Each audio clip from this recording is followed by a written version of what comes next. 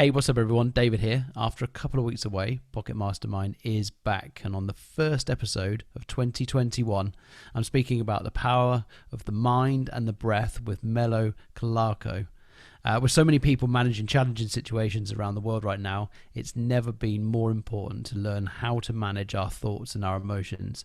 And in this conversation, we discuss how to tap into the power of the mind to overcome negative emotions such as anger and anxiety.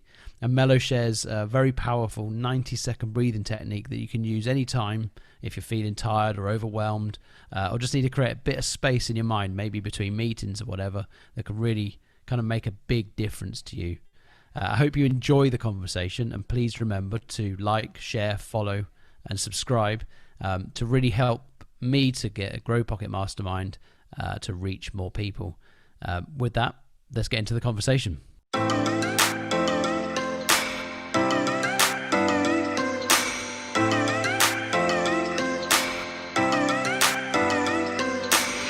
So the big question is this: how do ordinary people like us that weren't born into money create true financial freedom, take back control of our lives, and live a life full of purpose, meaning, and fulfillment? That is the question, and this podcast will give you the answers. Join me and follow along as I learn, apply, and share the strategies that the wealthy know and use that the rest of us weren't taught to create true financial freedom. My name is David Bell, and welcome to Pocket Mastermind.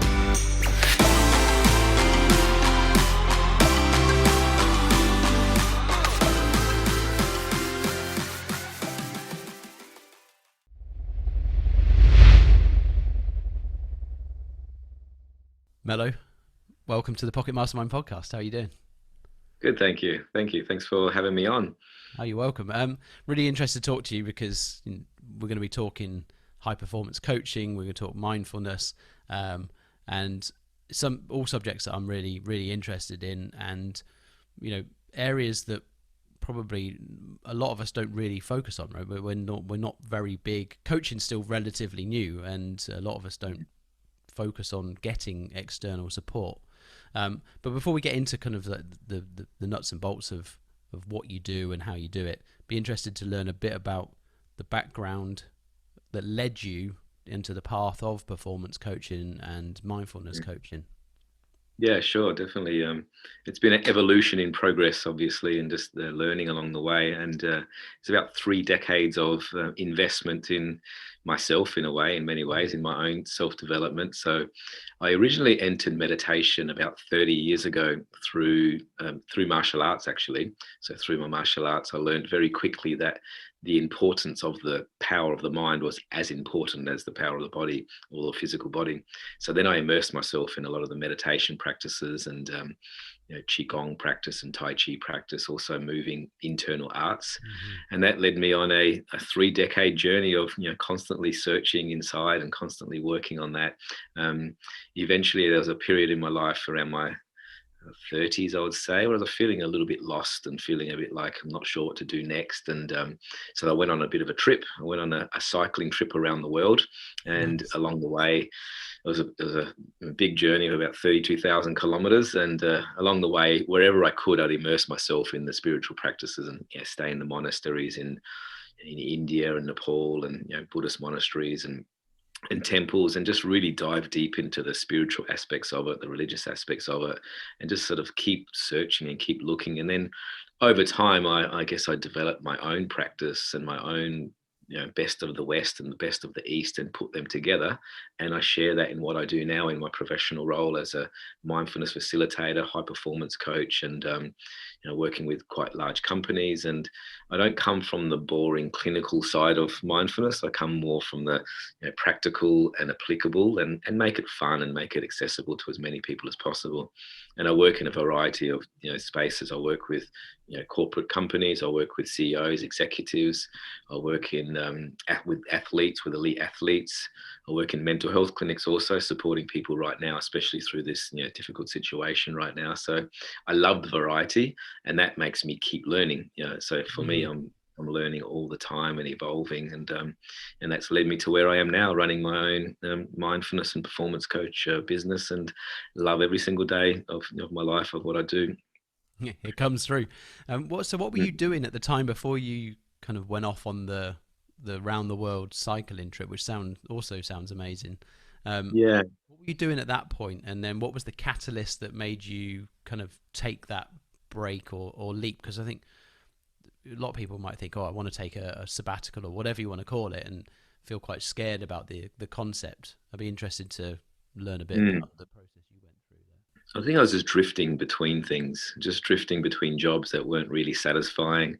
Hmm. Anything from gardening to horticulture to just a variety of different things. None of them were really serving my purpose, or none of them were really fulfilling me in any way. So I was a bit of a drift around things. And then, when I decided to do this trip, then I immersed myself in all the things that I needed to do for this thing, and that's when I really learnt my lessons on trust and self belief. And originally there was actually six of us that were going to do it, so there's six friends of ours that sat around the table and decided to do this big massive trip and cycle off road, mostly off road, on a mountain bike around the world. And at that time, like I said, I was a bit not sure of what my next job would be. I was working as a horticulturalist, and yeah, sort of enjoying my work because it was outdoors, but there was no real fulfillment. And then the six of us, planned this trip, and then one by one, unfortunately, they all backed out on me. So, we were planning the trip and we're getting all the equipment. It was only till the last 3 weeks before the departure date, and my one buddy that we, really trained together and got our bikes together, got our equipment together, got our camping things, and it was 3 weeks before, and he said, "Sorry, Melo, I can't do it. I'm scared. I'm, Africa and things like that scared him." So then I was in the situation, whereas, okay, I can actually bail now with the rest of my friends, or I can go for it. And I think that was the catalyst, really making up my mind just to go for it. And I'm so glad I did, because I'm glad that I traveled alone, because I could do whatever I wanted, whenever I wanted to do it, at my own time and at my own pace. But I was never alone, to be honest, because I was always meeting people through the trips. And I think it would have been different if I was with a group of people. I would have met different people and, hung out with different people. So that was probably the catalyst where the first lesson came before even leaving. The first lesson was, having that self-belief and trust. Really big one is to trust my instinct, trust my gut instinct of what I want to do, and really just go for it. And that served me well ever since. Always just I sit with a decision, and I might meditate on it for a while, or think about it, and sit with it for a while, and then I'll trust my process and my decision making from that, and follow my heart along the way. So that's been probably the biggest catalyst. And along the way, there was probably 1,000 situations where I had to trust myself. I had to trust myself to make the right decision. Do I go left? Do I go right? Do I do this or do I do that? And that's really instilled in the work that I do now. Like, having that having that deeper trust and that deeper knowledge and that intuition and instinct to do what I like to do. So yeah.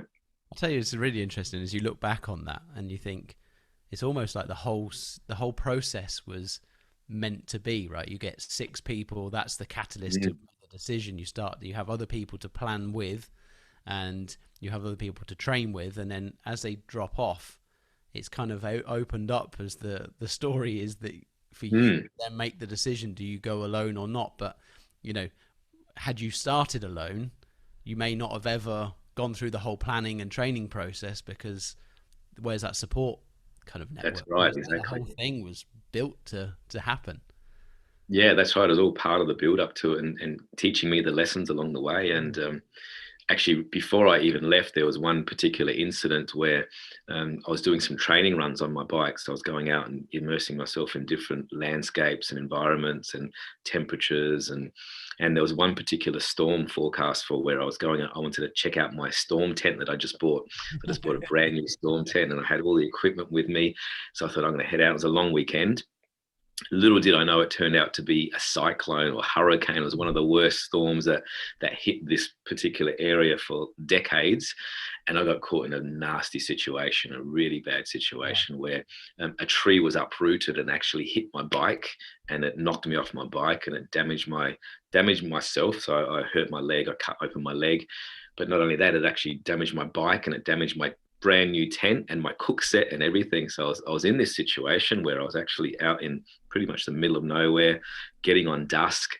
and this storm was blowing in. It was horizontal rain. It was, sub-zero temperatures were setting in, and I had nowhere to go. I had nowhere to shelter, and that's where meditation came into play. I thought, I've got nowhere externally to go. There was limbs being felled. There was trees everywhere. Before mobile phones, this was, so I didn't have a mobile phone, and I was far from any town.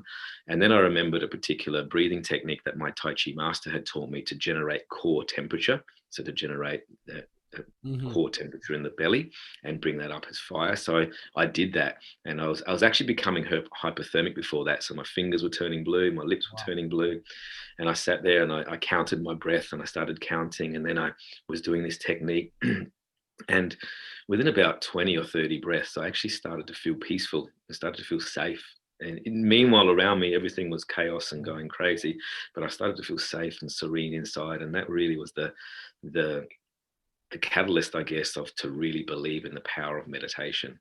And I actually meditated the whole night. I meditated from dusk all the way through to dawn. So 12 hours. I don't know exactly what happened to me. I must have dropped through different states of being in various states, but I did wake up in the morning and the storm had subsided, and I got my cook set and made myself a little bit of some food and then continued on the journey. But a really good analogy to many key aspects of life. When there's chaos all around and there's disorder and you can't control that situation, you can always control yourself through your breath. You can always tap into yourself, and that really made me really believe in the power of the breath. And I'm going to say a big statement here that if you can control your breath and control your psychology and physiology, you can control anything in life. Anything, absolutely anything. And that also served me well through my trips and through my travels, where I had some dangerous situations in these countries, and just tap into my breath again, tap into my self-belief and my self-trust, and then operate from that place instead of a reactive place. So yeah, all of these lessons were, from the very, very beginning, all the way through, have taught me to be what I am now. And often when I'm running seminars and workshops, even in the corporate space, these stories come out, and I never know exactly what's going to come out, but it's all very experiential.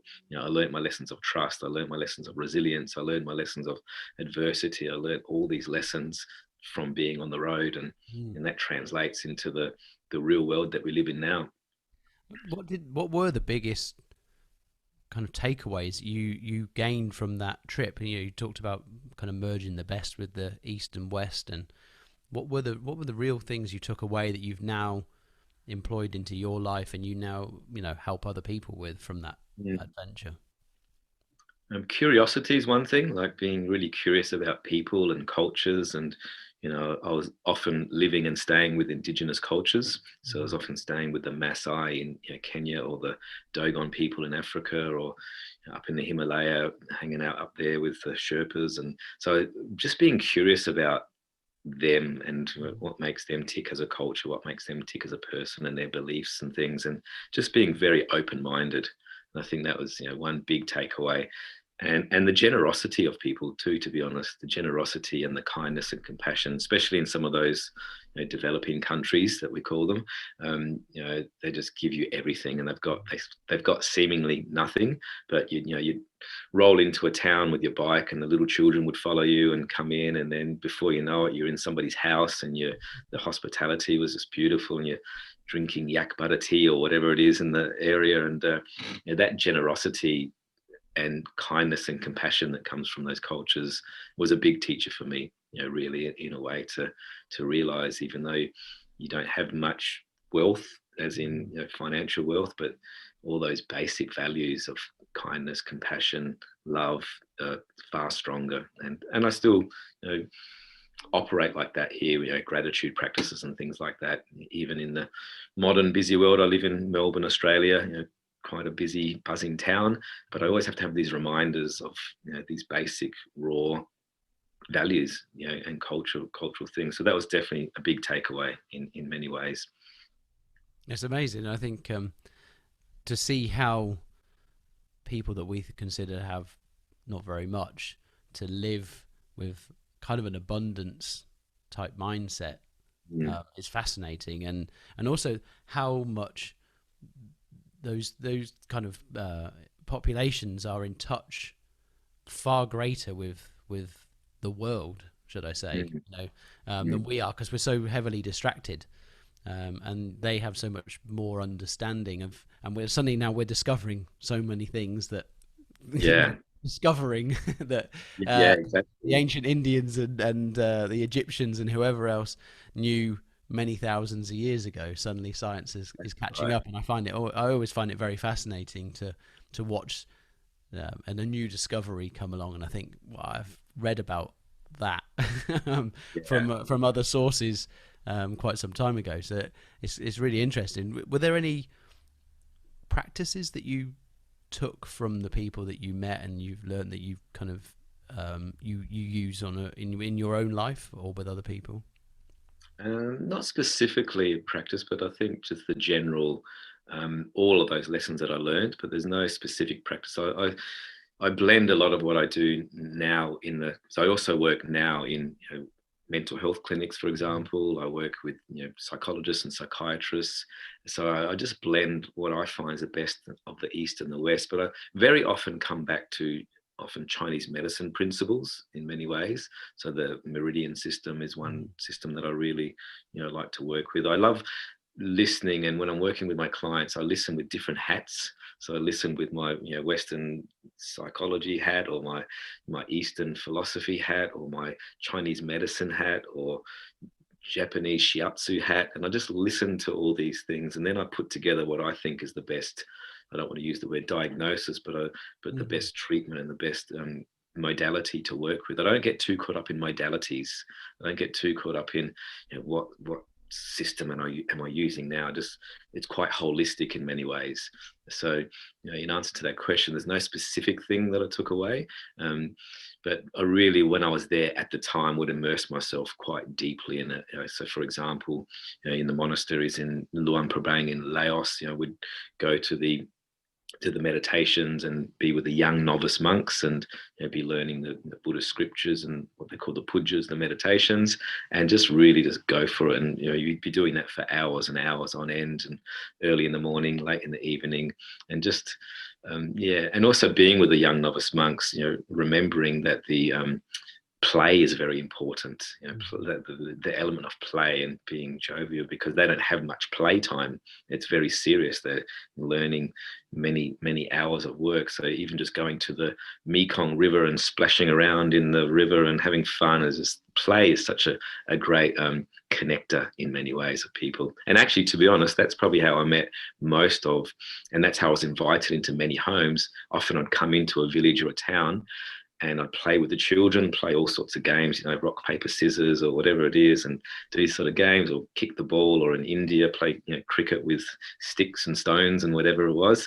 And then that'll be a great icebreaker to sort of get into that culture. And then before you know it, the parents would come out and they'd want me to join them and come over for dinner. So there's a great thing that's one thing that I do remember is play is very important. And sense of humor also goes a long way. And even in challenging situations, where there's been a fair few challenging situations along the trip, sense of humor and patience are two lessons that I learned, very well. Earlier you talked about, right at the beginning, you mentioned about how you learn about the power of the mind and through martial Mm, arts. Maybe share a bit about the power of the mind, right? Because I think it's still, I know what I think we probably talk about it a bit more these days than we have done in the past. mm, But mm. I still think there's a lot of skepticism around how we do actually manifest our thoughts, and I think it'd be interesting to get your take on how powerful the mind is, and then how do we start to take possession of it, right? So that I think a lot of us are probably the result of our thoughts rather than the thoughts being the result of us, if that if I Exactly. articulate that well enough. Yeah, exactly. And that's right. And thoughts are just thoughts. That's all they are. It's whether you give them power or energy, that's when they become a problem. And especially right now, in relation to the COVID situation that we're in right now, many people are living in this what if scenario, in this future scenario. What if I lose my job? What if I can't do this? What if I can't provide for my family? And that essentially is like an anxiety in many ways. So, it creates anxiety. So taking control of those thoughts and understanding them, observing them is a great practice to do. So instead of being in the what if scenario, we have no control over that. We cannot control what happens tomorrow, the next day, the next month, the next year. We have no control of what the government decides, what the medical professionals decides. We have no control of that. What we can control is the now. What we can control is the present moment. What we can control is our reaction to it. So that's where through the mindfulness practices, I teach people and work with people to be observer of their thoughts, to be an observer of what's going on in their mind, and realizing that they have no power unless you give them power. And being present with what is, you always have the resources to cope with what is. You always do. And that was one lesson I did learn along the way. No matter what situation, no matter where I was, just believing that I always had the resources to cope with that situation right there, right now, not 5 minutes from now, not 10 minutes from now, not tomorrow, just right then. So I learned that very quickly. And everybody does have that. Everyone does have that capacity to cope with.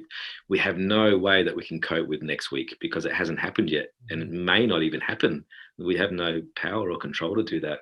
So taking more, being more observant, having a more of a softer approach to your mind, being an observer of your mind, checking out what it is up there that makes you think like this, and having a non-judgmental observation.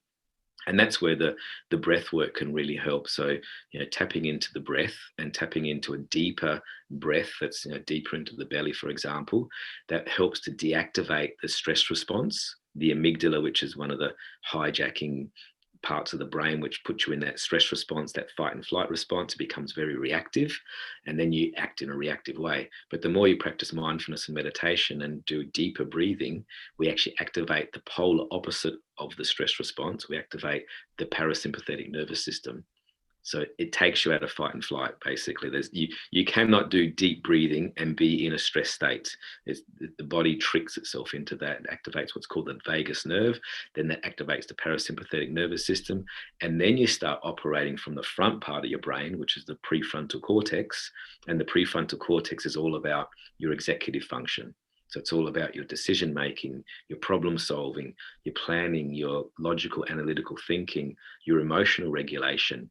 So all of these are strengthened when we learn to, be with ourselves and sit with ourselves and sit in this meditation practice. And the more we activate the front part of the brain, the more we deactivate the back part of the brain, and we actually weaken the reactivity. So if you're somebody that stresses a lot and gets very reactive, you actually get good at doing that. You get the more you practice something, the better you get at it. It becomes a learned habit, right? A pattern exactly. you fall into by default.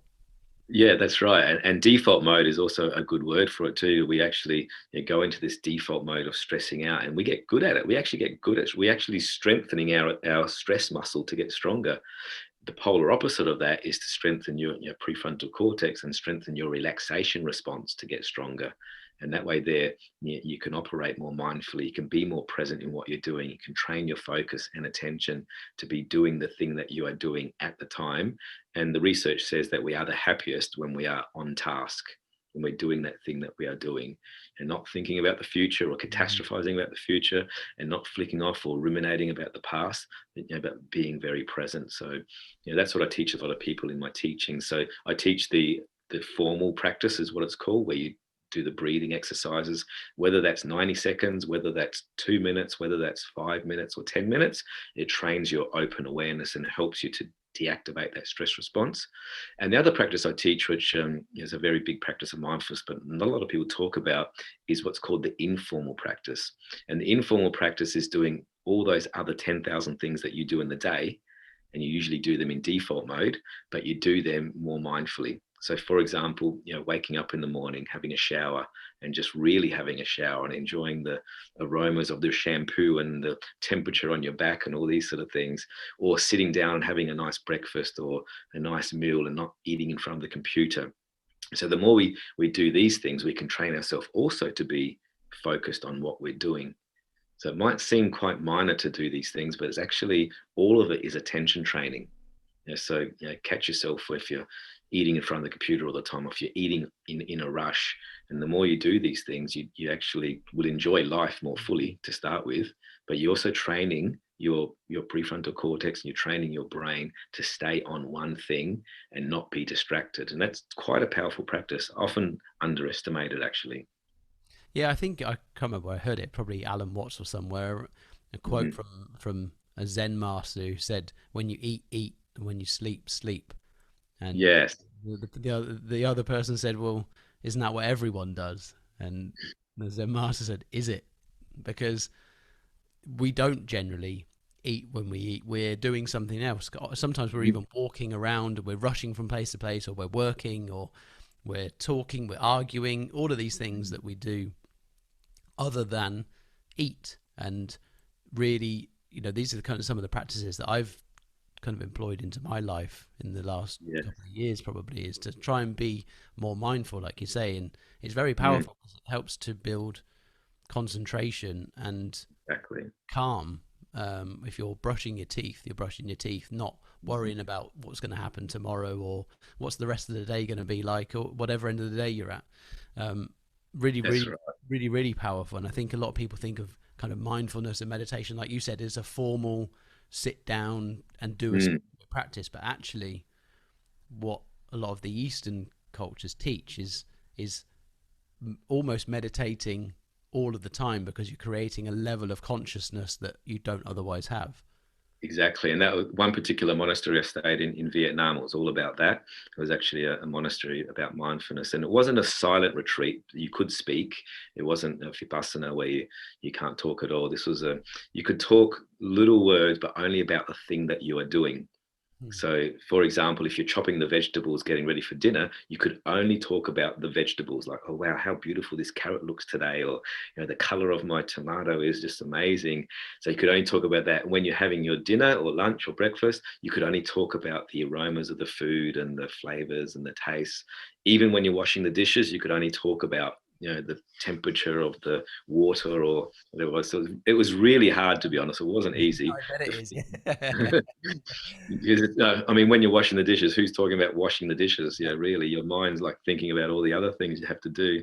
But after about a week or so there, I really started to enjoy every single thing that I did much more fully. And really, like, I enjoyed the temperature of the water on my hands. I enjoyed chopping the vegetables, and just trained me to really be mindful of every single thing. And then I remember afterwards, it was about 3 or 6 months later, after that particular monastery, I went up to the high Himalaya, and I was camping in tents, actually on a big trek in a country called Ladakh, which is North Indian Himalaya. Mhm. And it was my turn in the camp to actually wash the dishes that night. And it was minus 35 degrees Wow. up there. It was freezing cold.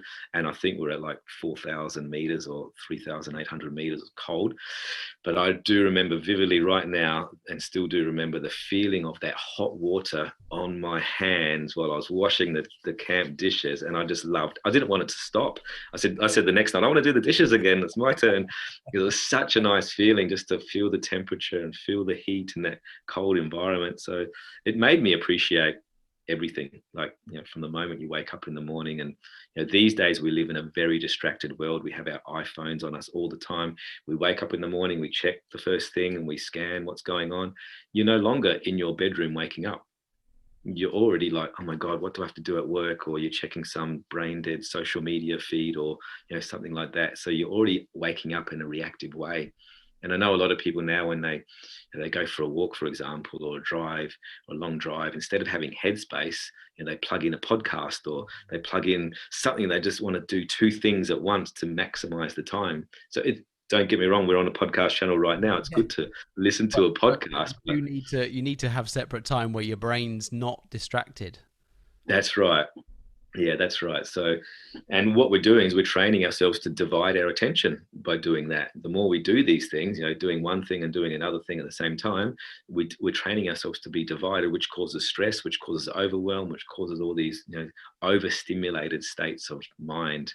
And that's where the mindfulness and the meditation practice can really help you to bring it back to one thing, bring it back to that one single thing, whatever it is: walking, listening, talking, cooking, all these simple things that you can do. So really the meditation practice is off the mat, so to speak.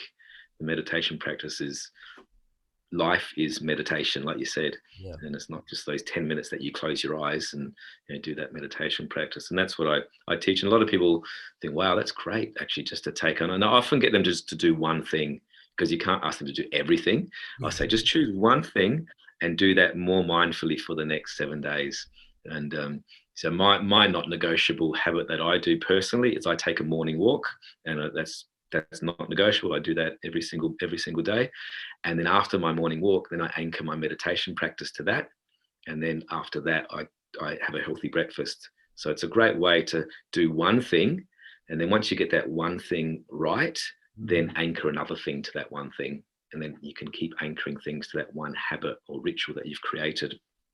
Yeah, I love that. And I think James Clear talked about that in Atomic Habits. If you ever read that book, Mm. it's kind of the habit stacking. Find something that you do that's positive, and then add something onto that. Where we often fail is trying to take habits away and remove things. We need to replace rather than remove, because what do Mm. you replace? If you remove something, you leave a void, and there can't ever be a void.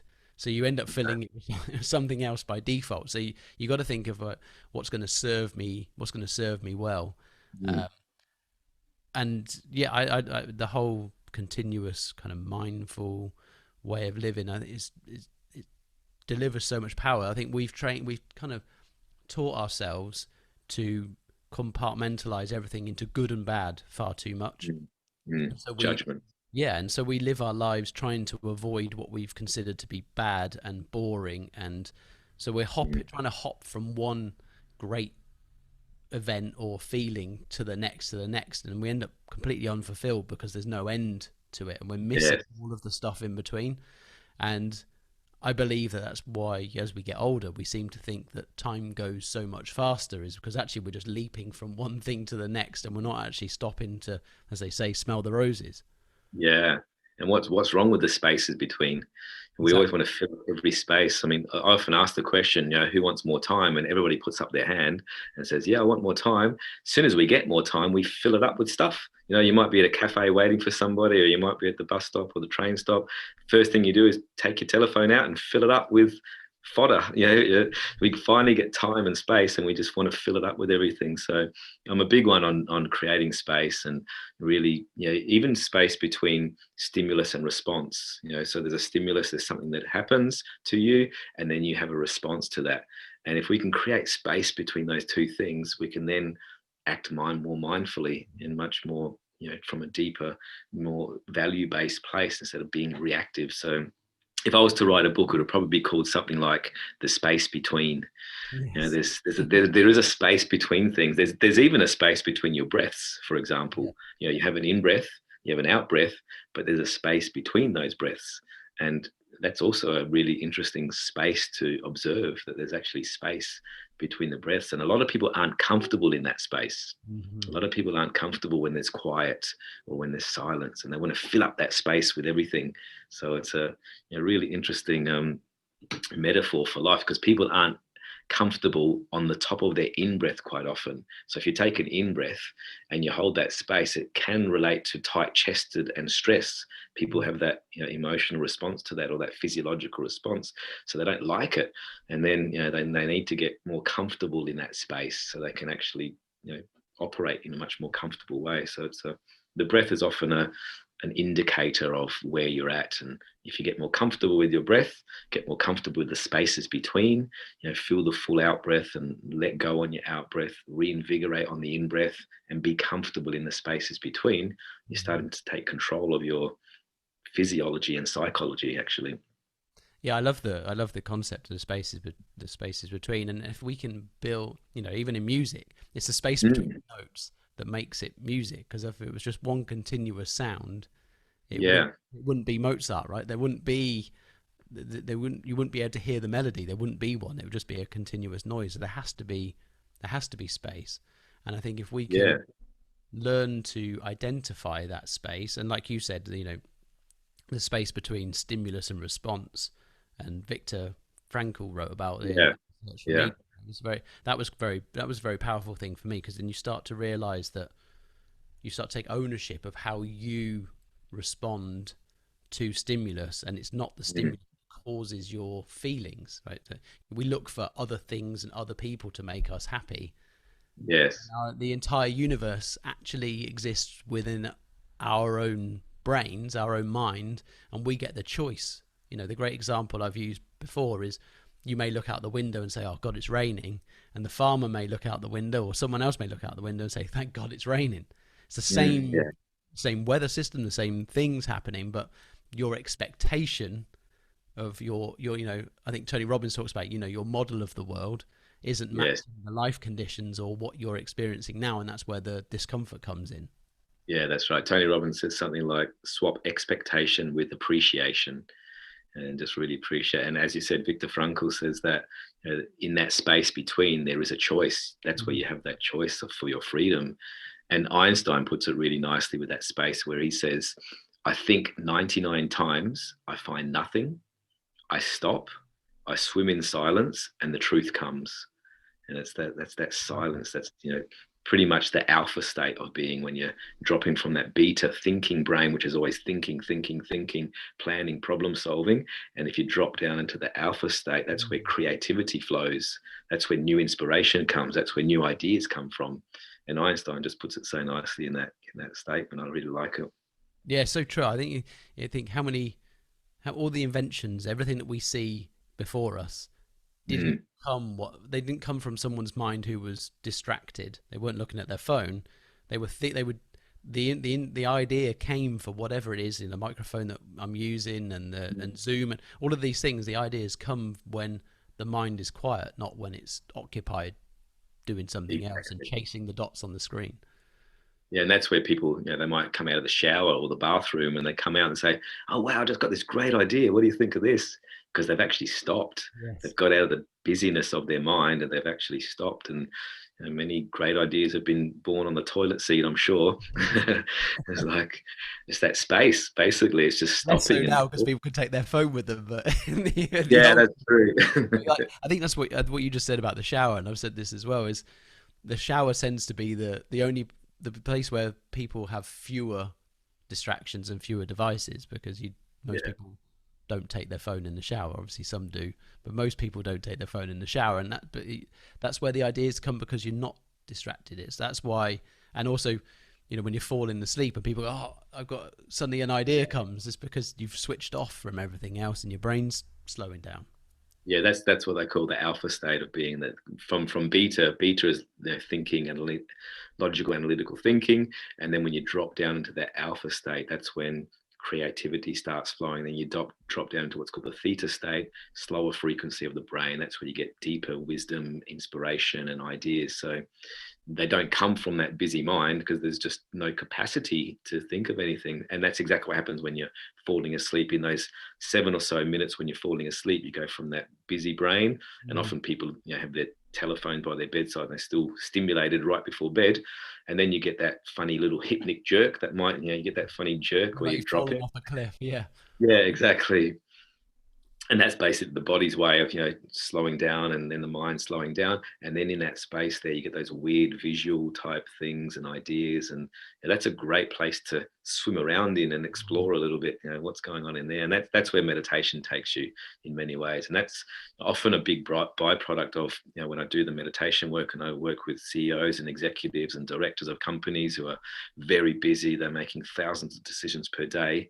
When they finally stop and slow down, they just are totally different people. But they all say to me, "Oh, Melo, I had the best night's sleep last night. It's the best sleep I've ever had," because they've actually downloaded their brain throughout the day in the meditation. They've uploaded all those things that they need to store, and they've got rid of what they need to do. So when they go to bed at night, they've got a clearer mind, and they can actually fall asleep, and not only fall asleep, but they can stay asleep. And Hmm. that's one of the best byproducts of meditation practice, really, in this busy insomniac world that we live in, this busy, overstimulated. And a lot of especially, like I said, the executives that I work with, they say, "Oh man, I haven't slept like that for a decade. I haven't slept like that for so long." So it's a great byproduct of meditation. Is there for anyone listening now who's kind of really interested in the conversation so far, is there a simple breathing practice that somebody could do, one thing something I think about, and I try and employ myself, because you do lose the consciousness of the breath, Mm, is throughout mm, the day I try and remember, oh, how am I breathing, and then take control of it again and slow it down. And I found that you can even do this with exercise. You default, I mm, cycle quite a lot, and mm. you find that you could catch yourself panting, and actually you don't have to pant. You can take control of the breath and slow it right down, as if you were just sat. You're still exerting yourself, but the breathing Mm. doesn't have to. And you can then lower your own heart rate through exertion by taking hold of your breath. But That's right. is there a simple process that somebody could use, when they're sat at home or they're at work? Maybe they've had a stressful meeting, or they've Yeah. just had a call or whatever, that somebody could do to kind of Yeah. take back control Yeah. of that breath. In the corporate space, especially, I teach a lot of 90-second breath breaks, I call it. So just stopping for 90 seconds, because a lot of people think that meditation has to be 10 minutes or 20 minutes and it has to be this. So therefore, they don't do it because they don't have the time or the capacity. Um, but if I said to them, if you stop for 10 minutes, your next 3 hours will be productive. You might get them over the line, but everybody has 90 seconds. Everybody has 90 seconds to stop. So what I would say to them is, and for the listeners out there, is if you're feeling a bit scattered, or you're feeling a bit rattled, or you've got too many windows open on the computer and you're all over the place, just stop, totally stop, pull away from the computer and just follow your breath. So you might choose to say in your mind, I'm going to follow my breath for 10 cycles. I'm just going to follow my breath for 10 cycles. That's all I'm going to do. I have to do anything else.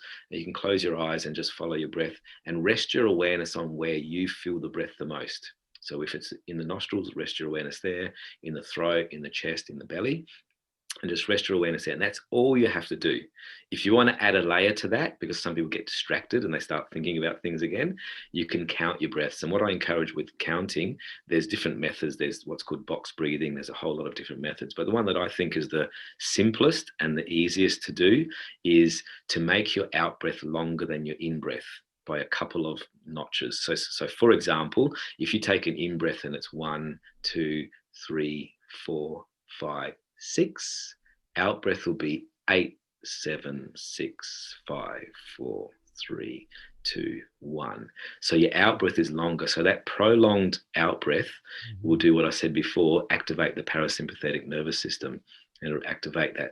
It'll just take you out of reactivity instantly. And you can do it within 3 breaths, to be honest. You don't need 10, but 3 breaths, and just to do that. But a lot of people, when they stop, they start thinking about too many other things. So that's where I add the counting element. So if your in breath is 6, add 2 to that. If your in breath is 10, add another 2 to that. So as long as your out breath is longer than the in breath, then you'll be surprised on how quickly you can change your physiology and just reset and just go for it again. So it doesn't take long. So I call it the 90-second breath break. Really powerful practice, and I do them myself. So if I'm in between seminars, if I'm in between workshops, or in between clients, I'll stop and I'll finish off what I'm doing, and then I'll do a little breath break. And before I'm going into a meeting or my next seminar, I'll do that just to reset, refocus, and then I'll be fully present for the next session or for the next client. And it's a really simple practice, really simple. Really nice. I like that. And so, Mm. yeah, like you say, so simple, and you can easily fit that into most gaps in the day, right? But especially kind of like between a meeting. It's great to Yeah, reset when you're going from one topic or one conversation or one situation, whatever, to another, to draw a exactly. line between the two, and then get your brain ready to do something else. And these days, so many people working at home, Mm. natural breaks of going between meeting rooms or whatever don't tend to happen, and we find ourselves stuck in front of the laptops continuously, and we've got to remember to create those breaks. Otherwise, I think Yeah. as my parents used to say, your eyes will go square. Well, don't laugh, because I was actually I was coaching a surgeon recently. I've been working with a surgeon, and he was telling me that there's some new research coming out because of this Zoom fatigue, and we're pretty much in front of the computer for 8 or 10 hours a day or more, and we don't leave the screen. Like you said, in a normal environment, you'd get up and you go for a walk, whether it's the same building or whether it's a different building. So what we're doing is we're not getting that depth of vision anymore. We're not Right. actually like looking up and looking at trees in the distance or looking at things away. So we're actually, our optical muscles behind our eyes are getting actually weaker. already from like 6 or 8 months. And there's some research coming around that. So I encourage people, get up, go out, even if you have to go to the letterbox and check the mail, or walk around the block with your dog, just to get that depth of field, and train your eyes to look in the distance and look further. So there's a lot of these environmental problems that are coming out of this situation from working from home. And often the edges get blurred between, am I working or am I home, or am I overstimulated is one big problem, because people are working later into the evening, and they have their laptop with them all the time, and they can be working till 10 o'clock. One particular client I'm working with, actually CEO of a company, what he does now, and I didn't suggest this, by the way, this was his idea. He actually, to separate his work from home, he gets his laptop and his computer and all his files, he puts them in a plastic tub. Oh, nice. And then he closes the plastic tub, he puts it in the garage outside and locks the garage door and gives the key to his wife. And he says, don't let me do any more work. So it's a big barrier. It's a big way to do it, but that's what he needed to do for a while. And I don't say you need to do that, but anything that's going to separate you, close your computer, put a towel over it, close the door, whatever you need to do, because most people are going to bed in this overstimulated state. And then that's setting themselves up for bad mental and physical energy, actually. So their performance is upset from that. So it's all these interesting things coming out. Well, it's interesting that you say that about because it's not really an issue I'd considered, actually. A lot of people not leaving the house all day, how far you see, your depth of vision, it's going to be very, very limited. Like you say, most of it's directly at a screen. At best, it's probably the furthest wall away, which is not particularly far, right? So, going for the walk, and we'll come on to, I think you've touched a bit on your morning routine already, but we'll come on to that in a second, because that could be an opportunity to, like with your walk, for example, you get to go around and get a mental and a visual break. Absolutely. Yeah, absolutely. So before we do go on to what your morning routine is and your recommendations and everything else, any other kind of quick tips and advice for anybody listening now, if they're interested in what we've discussed, mindfulness or anything, what would you suggest? I suggest just do the practice. Really, like there's so many great books. I have a pile of books behind me which are great. There's so many great things, but it's like reading, for example, on how to run a marathon. You can read on how to run a marathon, you can read how to get fit and how to do all the things, but unless you start doing the practice, you don't get the benefits. So I really recommend to start small and just, like I said, 90-second breath breaks, start doing them, then build up a 10-minute practice potentially, whether you have to listen to an app or whatever it is that gets you started. To listen to guided meditations is great. I have a few guided meditations on an app called Insight Timer. I'm not sure if you're familiar with that. I've heard of it, but I've not used it. Some free meditations on there. A great place to start is what's called a body scan meditation. The body is the perfect sort of indicator of how you're feeling. Hunched shoulders means you're probably stressed, or palpitations, or anxiety type feelings. So the body's a really good portal to the mind. So with the body scan meditation, it's a really good place to start, to potentially, let's say, do a body scan meditation a few hours before bed. Then you can really relax all the muscles, relax the mind, and then you'll have a better sleep. But whatever way to do it, just start and do some practices, and not only the formal practice, that's what I'm talking about, the formal practice, but also those informal practices. As much as you can, choose one thing and just do it more mindfully, and then we'll anchor other things to that as we go. But it's all really in the practice, and also let go of the sort of stereotypes of what meditation is. A lot of people think it has to be cross-legged and dreadlock hair and all that sort of stuff, and they still have that. I often, in my sessions and seminars, I ask a raise of hands who has that preconception, and 90% still have it, believe it or not, even in this modern world of mindfulness that we live in. So let go of that. It doesn't have to be that. It can just be some downtime. It can just be walking, even like having a walk in the park and just being more present with that. So that's the main thing. And right now, actually being more present, that just reminds me of also working from home. And I know a lot of countries, or here in Victoria anyway, there's a lot of homeschooling going on, and it's causing a lot of stress. And I've been reading a lot of data and research around that. And my best advice for that is be where you are. So if you're with the children, like really be with the children for that 2 hours or whatever it is you need to be. The worst thing you could do is be with your child and be thinking about the 1,000 other things that you have to do and stressing out about them. It's not fair on your child, and it's not fair on yourself, and it's not fair on anybody really. So being where you are, being present with the children, then after, when you finish that, be present with your work. And that's, with everything in life, be where you are, and you really train your attention to be where you are.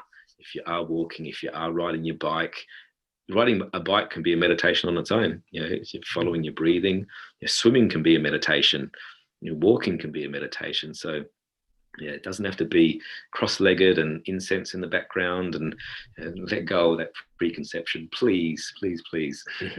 And also, the other thing, one thing I'd add to that is, don't try and chase some kind of outcome, because then you end up, it doesn't become a meditation anymore. It becomes a striving of some sort. And I think people wait for this kind of golden light epiphany or something from meditating, and it's just trying to grasp is not the point of meditation. It's just to be. Yeah, a lot of people think it's this absolutely blissed out state where there's no noise, there's no sound, there's nothing. But you know what? It's the opposite at first. When your mind starts, as soon as you stop, your mind starts racing and you start thinking of all these things, and then they don't continue because they think, well, that's not good. But really, letting go of that and having that open curiosity of what your mind is busy with. So when thoughts do pop up, that's okay. Let the thought pop up. Don't attach to it. Just observe it and let it go. And then the next thought will pop up. Just observe it. Maybe you could label it at best and say, okay, that's a planning thought or something. Let it go. And the more you do this practice, the more those thoughts and the spaces between the thoughts will become bigger. So then you'll start observing this pattern of thoughts. We have I think 80,000 thoughts per day or something like that. And of them, many of them are negative, and many of them are recurring thoughts. Mm-hmm. So once we start observing our thoughts and what our mind is busy with, then we can sit longer with ourselves and in that space. So please let go of that blissed out golden light sort of feeling. And it can feel like that sometimes, to be honest. Just being is nice. Just being with your breath, just being quiet, just being anchored in yourself. And I can meditate in an airport, for example. I can meditate anywhere on the train, because I can internalize quite quickly now after 30 odd years of practice. But just being with yourself is a nice place to be. I love that. So let's talk about your morning routine. What does that look like? Yeah, well, I touched on it before. So morning walk. So I get up quite early and I do a morning walk. And I live luckily on the coast here, so I do a bit of a beach walk normally. And the reason I do that, to be honest, the reason I started that morning walk is because I read something somewhere that if you get up in the morning and you get sunlight first thing in the morning, behind your eyes, it actually sends a message to your body to then start producing serotonin. So then your body kicks in with this serotonin aroused feeling. And then around 15 hours later, then it stops producing serotonin, and then the melatonin kicks in. So basically, by getting up in the morning and walking, will set up your circadian rhythm. Mm-hmm. So then you'll have a better night's sleep, because at night when the sun starts dipping, your body will naturally produce melatonin and you'll have that nice peaceful sleep. So that's what I started at about 25 years ago now. And I've stuck to it ever since. It's my not negotiable. So that's what my morning routine is. Then after some time, I thought I'd anchor my meditation practice to that. So then I find a nice rock if it's nice weather outside and sit on the rock at the beach, or I'll find a park, or if it's raining, I'll come back and do it at home. And then I'll do a meditation practice around 20 minutes. And that can vary. Sometimes I feel like a moving practice. So I might do a Tai Chi type practice or a Qigong type practice. Sort of, I like to be flexible with that. It doesn't always have to be seated. And then after that, so now I've anchored a third thing to that, like I said before, and that's a healthy breakfast. So I'll come home and I'll make myself a healthy breakfast, whether it's a smoothie or whether it's a cooked breakfast, depending on the season.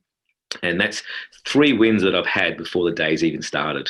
So, and I own that. That's my time. That's for me. And when I'm walking, by the way, I don't take my telephone. I don't take podcasts. I don't take anything. It's just for me, because I could easily hijack my time with other people's stuff, and I could start writing texts and things like that. Definitely. So I own that chunk of time in the morning, and that sets me up before the whole day starts, because then I may get busy and busy in the reactivity of the work that I do, or the seminars and workshops. So that's my morning routine, and I've stuck to that for over 25 years and never broken that.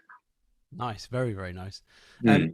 3 books that you'd recommend and why. They can be linked to what we've been talking about or just random. Oh, wow.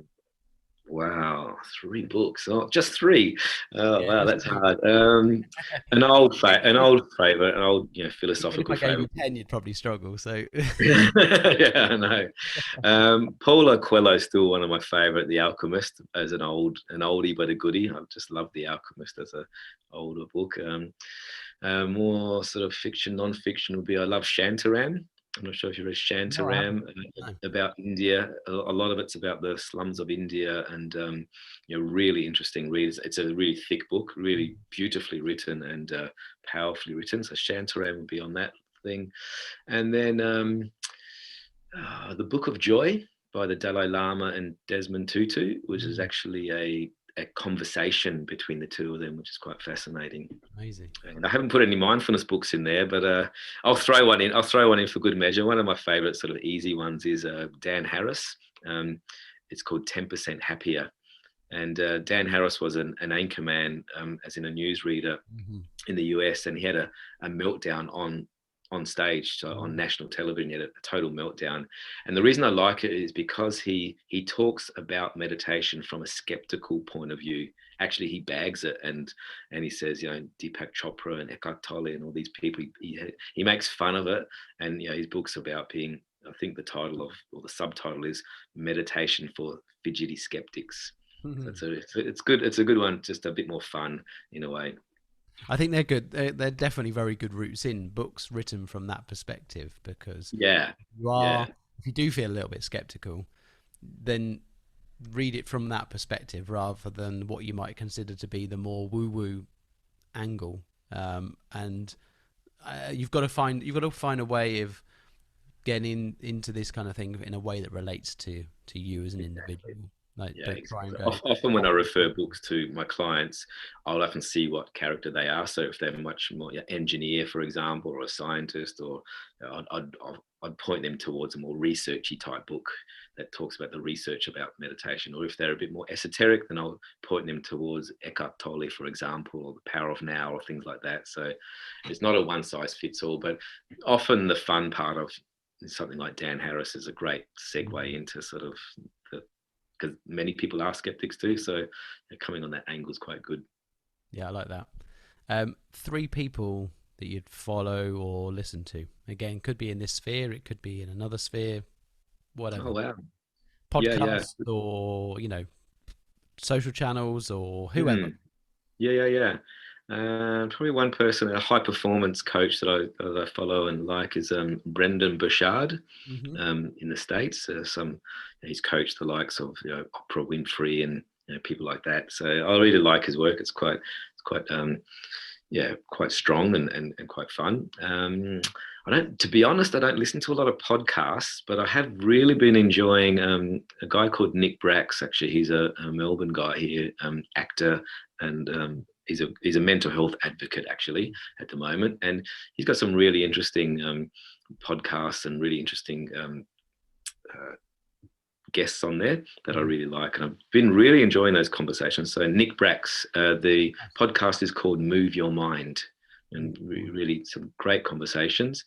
And follow those other ones. The other suggestion I would say is what I said before: the Insight Timer app. Hmm. The Insight Timer app is so there's some great stuff on there. Actually, there's podcasts on there. There's talks about meditation. There's meditations themselves on there. And the thing that I personally use it for is there's a timer on there, as the name suggests, and you can actually use it as a timer. So that's the 3 that come to mind off the top of my head. Nice. Uh, Mm. Now, you've mentioned 3 habits already, so I'm going to see if there's another 3. Any 3 other habits that you've adopted in your life, and maybe outside of your morning routine that. Yeah, yeah. I'll go the opposite end. So the nighttime routine. Mhm. So then I make sure at a certain time that I turn off all my buzzers and beepers and notifications and all my work related things at a certain time where I wind down. And I think that's really important, in this modern world that we live in, very overstimulated. So there's a certain time around 8:30 at night where my clients know that I'm off, unless it's an emergency client, because I also work with mental health, but they know around 8:30 not to contact me. And it's just a great ritual. And actually, the funny thing is my wife is Swiss, actually, and she went to school in uh, near Bath. The name's losing me right now, but she went to boarding school there, and basically she had a ritual. What her ritual was: sleepy time tea at night. So sleepy time tea, celestial seasons with little teddy bears on there. And the funny thing is, when I met her, I had the same ritual. I also had sleepy time tea at night. So our little ritual, once the kids are in bed, I have 2 children. Once the kids are in bed, is we pour ourselves a sleepy time tea and we sit there and say, okay, the day is done now. Let's relax. And it's a little ritual that's really, really simple, but to us it signifies let's wind down now. Let's wind down and have that nighttime ritual. So that's definitely one. And the biggest one I could say that I've adopted, and it was challenging at first, to be honest, believe it or not, as a mindfulness coach and everything, was actually to go to bed without my telephone by my bedside. Like, it was actually challenging at first because I used it as my alarm clock. And then I realized that it wasn't just my alarm clock. I started checking things and all those sort of, so that was a ritual or a practice that I've got rid of. And I swear by that one. That one's like the number one thing that you could do. So that's 2. And then just my daily meditation practice, really. So that's a given, and that's always there. So I have my morning practice, but I also have an afternoon practice, which to me separates work from home. So typically somewhere around 5, 6 or 7-ish, I'll stop my day. I'll close my day mindfully. I say, okay, my work day's finished. And then I'll do a meditation practice. And that will be a shorter, usually about 10 minutes, but that really separates work from home. And then I'm fully present with the kids 100%. I'm with them. And my children will look much more beautiful when I've done a practice. You know what I mean? It's like, because you can bring your stuff home. You can easily, I'm working in mental health. I'm working in psychiatric clinics. I'm working with stressed out executives. And it's easy to bring that stuff home. So I don't want to do that. I want to leave it there and then come home and enter the room. If I can't do it outside of being home, I'll actually come home and I'll go upstairs and I'll do it at home. But my children are trained to know that, actually. So they know, they give me a kiss and everything, but then I'll go up and they see me go up and do meditation. So it's great to train the people around you of your practices also. So that was a long version of the 3. But I like it. So, yeah. The last question is, if you could spend 1 hour with anybody, dead or alive, who would that one person be? Oh, only one person. Okay. I said to somebody the other day, I'm glad that I'm the one that asked this question rather than answer it, because it's very difficult. Yeah. I was going to say the Dalai Lama, but I've already mentioned him. So I'm going to go for David Attenborough. I'd love to sit with him and just hear about all his experiences around the planet. And definitely. We travel a lot, and often there's wildlife involved in our travels. Recently in Africa and up in Rwanda with the gorillas in Rwanda. So wildlife has always been a fascination to us. So I think, listen to his. How old is he these days? 90 odd. 93, 94, something like that. Yeah. I know that, he said that in the time since he started broadcasting on TV to now, the world's population has more than doubled. Wow. That's Yeah. mind blowing, isn't it?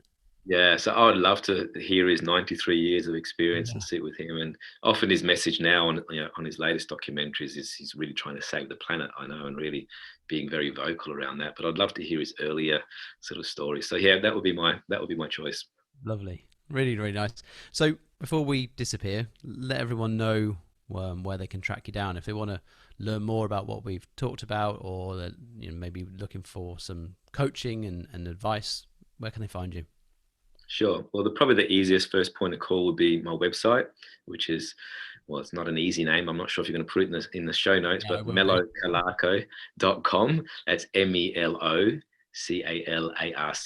melocalarco.com. Probably the best point of call. And I'm on all those social media channels you can imagine, Instagram and Facebook, and probably my most active is LinkedIn. So that's probably 3 places to go there. And I do offer, I have what's called a support package, a free mindfulness support package that I've been offering right now during this period. I actually created it at the beginning of COVID, so I'm happy to share that with the crew too. And it's a great resource where there's a couple of free meditations in there.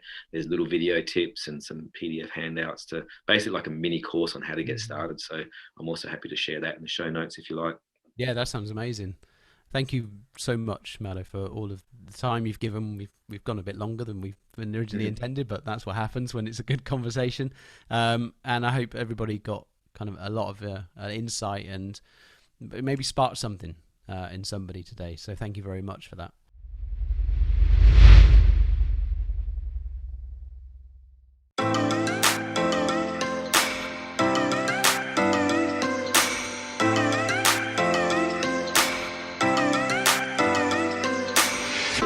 Thank you so much for listening to this conversation. If you enjoyed it and you'd like to hear more similar episodes, head over to pocketmastermind.com, where you'll also find the links mentioned in this conversation. And if you haven't done so already, please leave us a review. It will really help us to get our message out and let more people know about these episodes. So leave us a review, leave us a rating, hit the subscribe button, and please share with your friends. Until next time, thank you again for listening.